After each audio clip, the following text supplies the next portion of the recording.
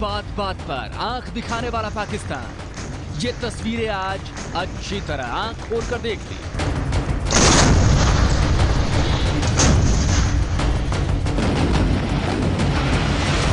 भारत के खिलाफ नई नई साजिश रचने वाला चीन इन तस्वीरों को अपने जहन में बिठा ले।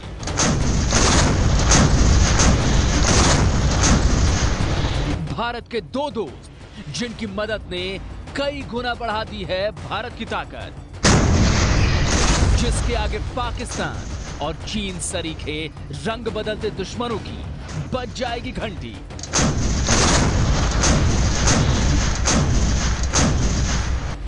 भारत को मिली दो दोस्तों की बदौलत इस नई ताकत के सामने बड़े से बड़ा शत्रु भी कांप उठेगा।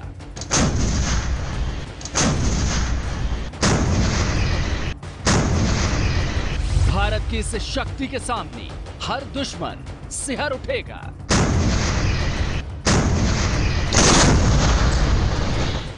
ये तोप नहीं, दुश्मन की तबाही है।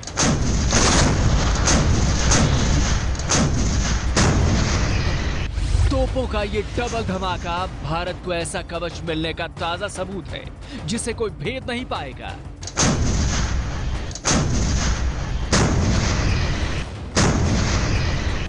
ये भारत की सेना के बढ़ते शौर्य और पराक्रम की तस्वीरें हैं जिन्हें देखना हर देशवासी के लिए जरूरी है। तो अगले आधे घंटे अपनी टीवी स्क्रीन के सामने से उठिएगा मत, क्योंकि आज आप देख वाले हैं भारत को अभेद कवच पहनाने वाली तोप का डबल धमाका, जो बजा देगा हिंदुस्तान को आंख दिखाने वाली शत्रुओं की घंटी।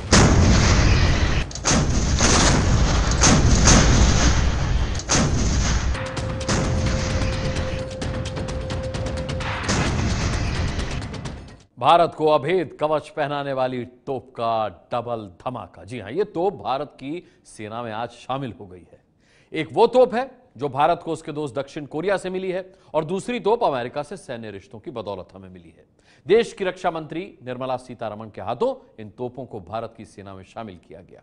लेकिन इन तोपों की पूरी खासियत क्या है, क्यों भारत को इनकी जरूरत पड़ी, और कैसे ये दुश्मनों की जोरदार घंटी बजाने वाली हैं, ये जानने के लिए आपको हमारी आज की रिपोर्ट पूरी और बहुत ध्यान से देखनी होगी।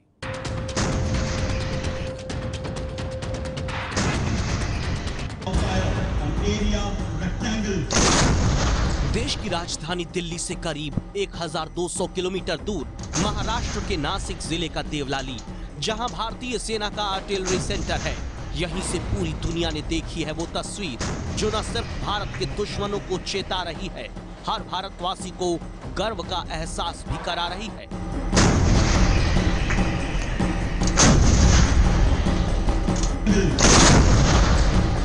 इन तस्वीरों में जिन तोपों को आप सामने पहाड़ी चट्टानों में दुश्मन रूपी लक्ष्य को भेदते देख रहे हैं, वो दक्षिण कोरिया और अमेरिका की तोप है, जिसके बारे में पूरी खबर अब आपको संवाददाता नीरज राजपूत देने जा रहे हैं।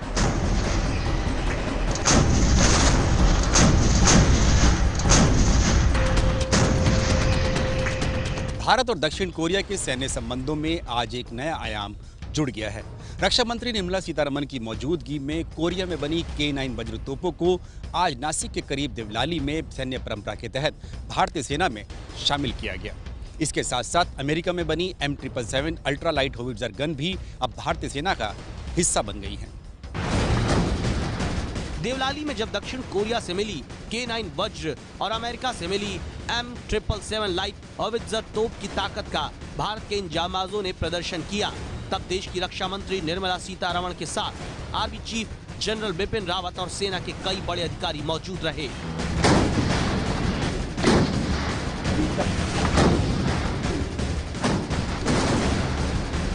अब आप ये जानने के लिए बेताब होंगे कि दक्षिण कोरिया की K9 वज्र तोप और अमेरिका की M777 होविट्जर तोप में ऐसा क्या है जिसने भारत की ताकत को कई गुना बढ़ा दिया है, और आखिर इन तोपों की भारत को जरूरत क्यों पड़ी। तो चलिए बारी बारी से अभी आपको बताते हैं। पहले बात K9 वज्र तोप की, जिसे दक्षिण कोरिया में K9 थंडर के नाम से जाना जाता है, और भारत को ऐसी पूरी 100 तोपें दक्षिण कोरिया से मिलने वाली हैं। मेक इन इंडिया के तहत दक्षिण कोरिया की बड़ी कंपनी हानवा टेकविन ने भारत की एल&टी के साथ भारतीय सेना के लिए 100 आर्टिलरी गन बनाने का सौदा किया है। मई 2014 में हुए इस बाई ग्लोबल सौदे का कुल कीमत करीब 43 करोड़ रुपए है और इसकी पहली खेप में 10 तोपें सीधे भारतीय सेना को दक्षिण कोरिया से मिल रही हैं और बाकी 90 तोपें पुणे के करीब तालेगांव में एल&टी के प्लांट में तैयार की जा रही हैं। K9 वज्र तोप 28 से 38 किलोमीटर तक मार कर सकती है। इसकी सबसे बड़ी खासियत है कि ये तोप 30 सेकंड में 3 गोले और 3 मिनट में 15 गोले दाग सकती है। 60 मिनट में 60 गोले दागकर दुश्मन के छक्के छुड़ा सकती है। ये पहली ऐसी तोप है जिसे भारतीय निजी सेक्टर ने तैयार किया है।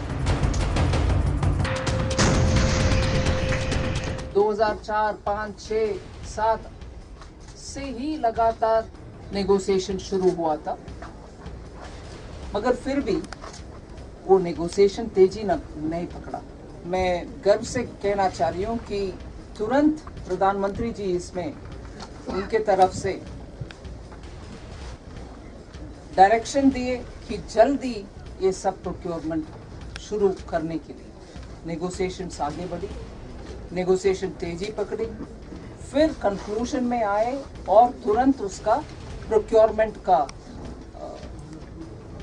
एक्चुअल प्रोसेस शुरू हुई, जिससे 4 साल में ही नेगोशिएशन पूर्ति हुई और उसके बाद प्रोक्योरमेंट का दिन भी निकला। अब यहाँ ये तस्वीरें आपके लिए देखना बहुत जरूरी है, जो दक्षिण कोरिया से भारत की बढ़ती दोस्ती का सबूत हैं।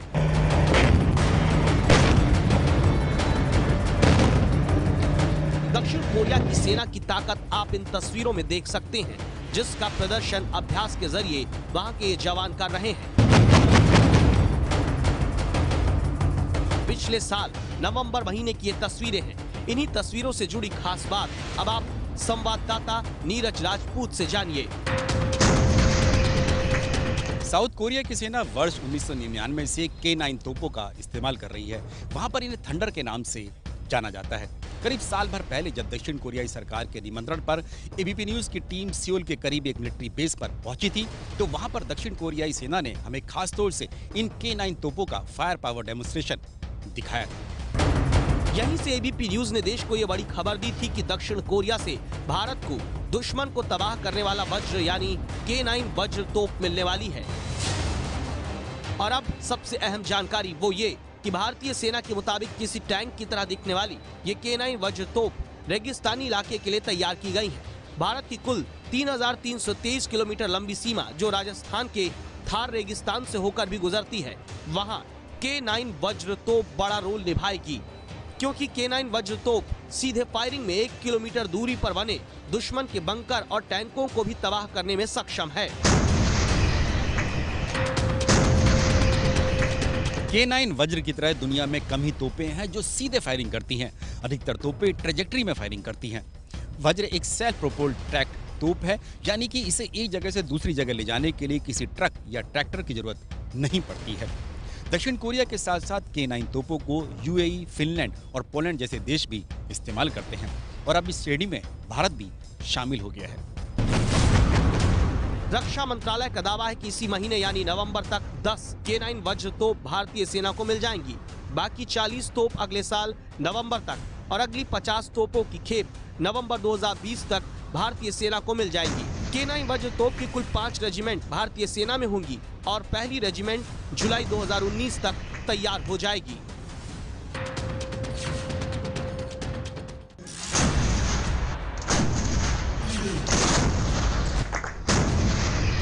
दक्षिण कोरिया की दोस्ती से मिला वज्र कैसे भारत के दुश्मनों पर बरसेगा और उनकी घंटी बजा देगा, ये तो आपने जान लिया। अब अमेरिका की M777 लाइट होवित्जर तोप की बात, जिसे K9 वज्र के साथ ही भारतीय सेना में शामिल किया गया है।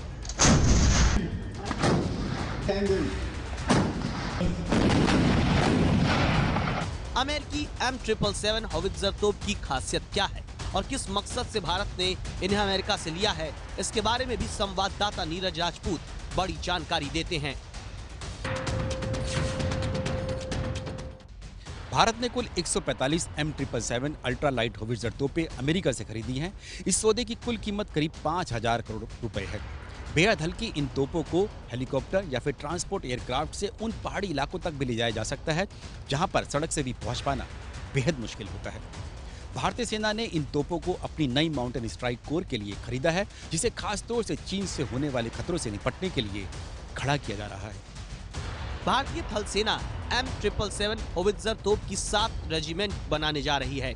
अब तक कुल 4 होवित्जर तोप भारत पहुंच चुकी हैं और बाकी 141 तोपों की खेप अगले 3 साल में मिल जाएंगी।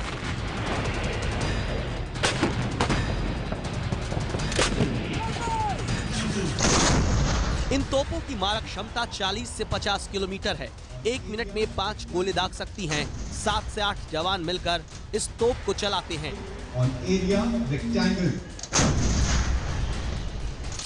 अमेरिका ने इन तोपों का अफगानिस्तान और इराक के खिलाफ युद्ध में इस्तेमाल किया था। M777 होवित्जर तोप की बड़ी खासियत में से एक ये भी है कि ये रासायनिक हमले को भांपने में सक्षम है। इसके अलावा state of the art technology से लैस है, जो इसकी मारक क्षमता और रफ्तार को कई गुना तेज और सटीक बना देती है।